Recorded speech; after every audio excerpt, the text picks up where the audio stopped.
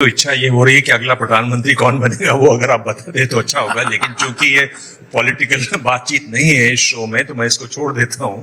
आपकी भविष्यवाणी बाद में लेंगे इस पर। मैं ये पूछ रहा हूं कि दो बातें आपने कही। एक तो आपने कहा कि आप सैटेलाइट से टोल का कलेक्शन करने वाले हैं। दूसरी बात जो आपने कही, जिस पर गडकरी जी बहुत गुस्सा है लोगों में और लोग तरह तरह से सोशल मीडिया पर लिख रहे हैं कि 60 किलोमीटर के अंदर 2 टोल नहीं होंगे। उस पर लोग फोटो भेज रहे हैं, बोले गडकरी जी आप कहाँ हैं, देखिए क्या हो रहा है। 60 किलोमीटर वाली बात मेरे गले में लटकी हुई है। ये हाँ, ये सही है। क्या हुआ कि हमने एक नियम बनाया था, बाद में उसको सुधारा है कि 60 किलोमीटर में दूसरा टोल नहीं रहेगा। प्रॉब्लम क्या हुआ कि हमने बीओटी में एक को कॉन्ट्रैक्ट दे दिया 15 साल के लिए। अगर वो हम विड्रॉ करते हैं तो उसको हजारों करोड़ कॉम्पेंसेशन देना पड़ेगा। तो ये फिलहाल कुछ जगह पर स्थिति आई है और वो निश्चित रूप से सुधारना हमारी जिम्मेदारी है, और जो है वो गलत है, लोगों का गुस्सा वाजिब है। अभी हम क्या कर रहे हैं, हम सैटेलाइट बेस्ड टोल सिस्टम ला रहे हैं। आपके जो नंबर प्लेट होगी वो भी, और सामने फास्ट ट्रैक का स्टिकर भी लगा हुआ है। तो जहां ऐसी बड़ी एंट्री रहेगी, गाड़ी जहां से एंट्री करेगी वहां कैमरा से फोटो निकलेगा, और जहां से बाहर जाएगी वहां फोटो निकलेगा, और फास्ट ट्रैक का भी रिकॉर्ड आएगा। और जितना किलोमीटर आप गए उतना ही टोल। अभी हम क्या करते हैं, 60 किलोमीटर में 10 किलोमीटर जाएगा तो भी 60 किलोमीटर का टोल लेते हैं। अब इसमें 10 गए तो 10 का ही टोल निकलेगा, और वो सिस्टम का जल्दी ही टेंडर निकलेगा। जब हमने फास्ट ट्रैक लाया तो हमारे 8,000 करोड़ इनकम बढ़ा। अब ये आएंगे तो मैं 15,000 करोड़ है, अभी 54,000 करोड़ हमारा साल का इनकम है, वो निश्चित रूप से 75,000 करोड़ के ऊपर जाएगा, और 2 साल के अंदर 1,40,000 करोड़ हमारा इनकम होगा। वो पैसे से फिर हम और रोड बनाएंगे और लोगों के लिए काम करेंगे। देखिए, पहली सोच तो ये है कि मुझे बहुत फॉरेन की कंपनी आई और उन्होंने कहा हम ड्राइवरलेस कार टेक्नोलॉजी लाना चाहते हैं। मतलब आइए मत, मैं एज ए ट्रांसपोर्ट मंत्री जब तक हूं तब तक ड्राइवरलेस कार हिंदुस्तान में नहीं आएगी, क्योंकि हमारे यहाँ 22 लाख ड्राइवरों की कमी है।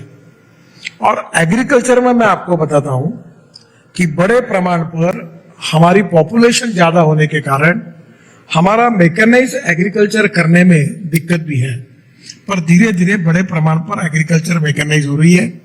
कपास से लेकर गन्ने तक हार्वेस्टर आ रहे हैं, और धीरे धीरे ये बनेगी। पर न्यूजीलैंड और उन लोगों की समस्या है कि वहां जवान लोग ही नहीं है, वहां लोग काम करने के लिए नहीं है।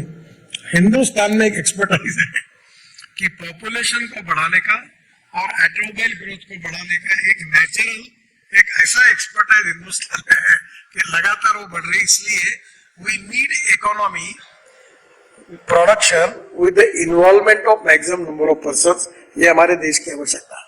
आखिरी 2 सवाल मैं आपसे पूछ रहा हूँ। देखिए, एक बात है अर्बन प्लानिंग की, जिसमें यह कहा जा रहा है, यूएन की जो रिपोर्ट है वो कह रही है कि 57% आबादी 2050 तक शहरों में रहेगी। 1 अरब लोग शहरों में दिखाई देंगे। अगर हम दिल्ली का एवरेज लें जहां 12,000 लोग प्रति किलोमीटर रहते हैं, तो आने वाले दिनों में यानी 47 तक जब आप इसको विकसित भारत बनाना चाहते हैं, गडकरी जी, 37,000 वर्ग किलोमीटर जगह चाहिएगी, यानी 40-50 नए शहर आपको बनाने पड़ेंगे। कहाँ हैं? बिल्कुल बनेंगे। कैसे? मैं आपको बताता हूँ, मुझे एक लड़का मिला, मेरठ में रहता है, जर्मनी में था, यहाँ उनका फ्लैट था। उसने कहा मैंने मेरे फ्लैट बेच दिया और मैंने मेरठ में बंगला बनाया। बोला क्यों? बोला पहले 4.5 घंटे लगते थे, अब 45 मिनट में आ रहा हूँ। अब मेरठ क्यों विकसित हो रहा है? क्योंकि हाईवे बन गया। अब दोनों हाईवे के बाजू में इंडस्ट्रियल और इंडस्ट्रियल क्लस्टर्स बन रहे हैं, टाउनशिप बन रही है, तो डिसेंट्रलाइजेशन हो रहा है डेवलपमेंट का। अब जैसे मैं सूरत से चेन्नई ग्रीन हाईवे बना रहा हूं, मुंबई और पूना, कोल्हापुर, सोलापुर जाने की जरूरत नहीं। अर्बन प्लानिंग तो ऐसी है गडकरी जी, एक बारिश पड़ती है पूरा शहर रुक जाता है, पानी से ठप हो जाता है, बाढ़ आ जाती है, लोग कहते हैं नाव चलाओ, यहाँ पर सड़कों की जरूरत नहीं है। क्या है प्लानिंग? आपका सवाल सही है पर गलत व्यक्ति को है। अभी अर्बन डिपार्टमेंट मेरे पास नहीं है। पर एक बात जो बड़ी बात है गडकरी जी, वो ये है कि आप पर भरोसा कैसे जगे। देखिए, 1881 से एक काम हर बार होता है जो आप नहीं कर रहे हैं। अगर आपने अर्थशास्त्र पढ़ी हो, कौटिल्य लिखी, उसमें भी उसका जिक्र है। 1881 से हर 10 साल पर जनसंख्या की आबादी गिनी जाती है, कितने लोग यहाँ रहते हैं, उसी के हिसाब से आपकी पूरी योजनाएं बनती हैं। आपने पिछली बार 21 वाली जनसंख्या की नहीं गिनी।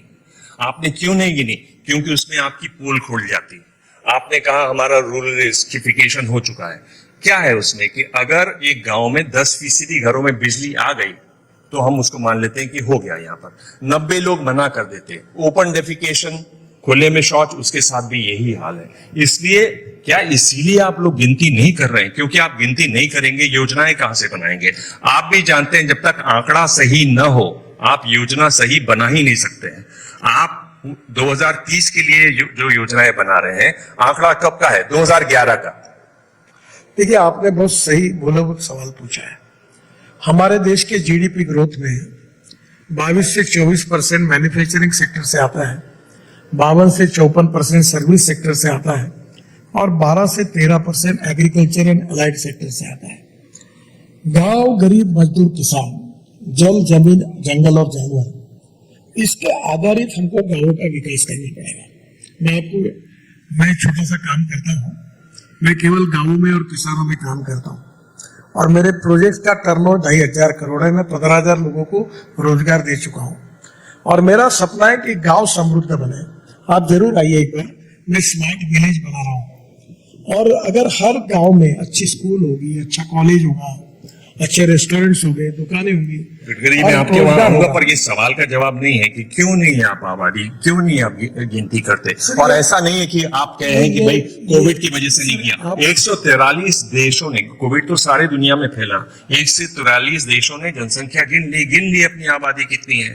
आप क्यों बचते हैं इससे? नहीं, आबादी ये समस्या है और इकोनॉमिक ग्रोथ के साथ अगर आबादी प्रोपोर्शनेट नहीं होगी तो समस्याएं जटिल बनेगी, ये भी सच है।